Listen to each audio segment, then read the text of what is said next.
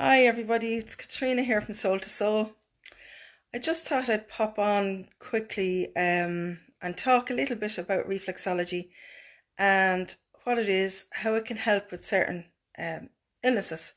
So tonight I thought about sinuses, headaches, neck pain, and migraine. So for the purpose of this video, we'll talk about a lady that came into me last week. Her name is Mary. We'll call her Mary. And she presented with very bad sinuses and headaches, which she'd been having for a couple of months. And she tried antibiotics and she tried sprays and stuff like that, and it hadn't helped. So she decided to come to reflexology. Hadn't had it before, didn't really know what it was. So I explained to her that there are over 7,000 nerve endings in each foot.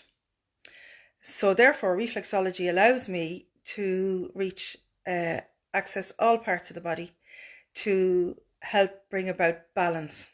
So when the body is sick, we have dis-ease in the body.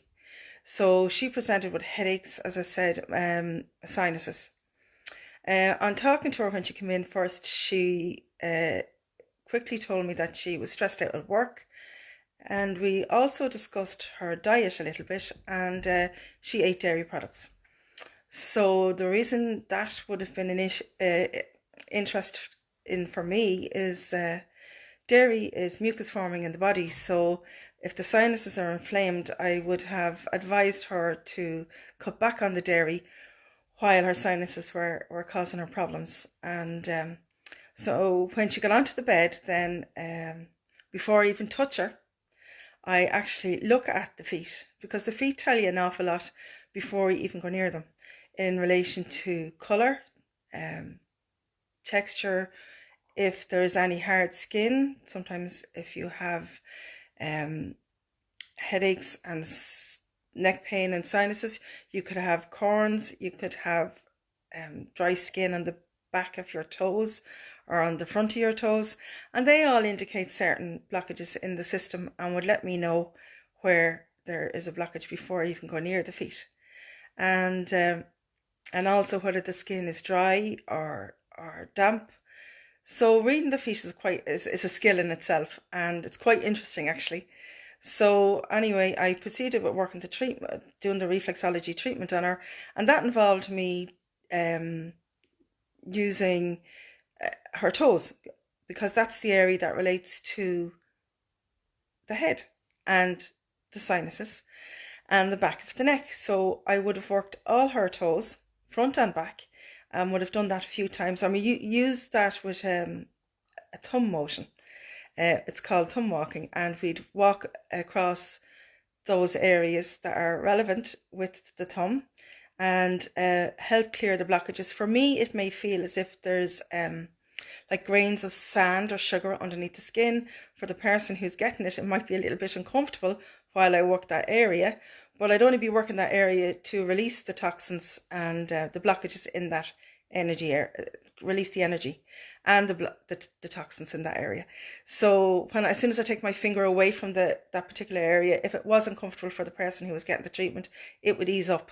So it doesn't last. The uncomfortableness doesn't last in a treatment. So I also would have worked the adrenals, because they help with inflammation in the body, the kidneys for helping to release toxins from the body, the diaphragm, which helps with breathing, because a lot of the time when we present with problems, we're stressed with whatever is going on in life, and it can affect our feet. So as you can see, using a reflexology treatment accesses all areas of the body and really does bring about harmony and balance. So I sent Mary off last week with suggestions on drinking hot water and lemon first thing in the morning to help clear the toxins out of the body, to cut back on dairy a little bit, also to try and do some breathing exercises before she went to sleep at night. And she actually came back today earlier on. That's why I said I'd talk about it. And she said she felt an awful lot better, that the the headaches were there for a couple of days afterwards, but the sinuses, she got great relief out of it straight away. And which I was delighted to hear. And we did another treatment on her today, and hopefully she'll feel a little bit better after that. So I will be chatting about other illnesses and how reflexology can help with those illnesses. At the end of the day, all systems are connected in the body, and as a reflexologist, you have to learn anatomy and physiology so you know how the body works. And after that, then between reading the feet and also bringing in the emotional um, feelings of your client to see what's going on for them emotionally, because that all impacts on your physical body. If there's disease going on an emotional level, it will impact on your physical body. So I hope you found that interesting. And if anybody is suffering with any of those symptoms, PM me. Don't be afraid to have a chat. And I'll talk to you soon. Thanks very much for listening, and catch you again soon. Bye bye.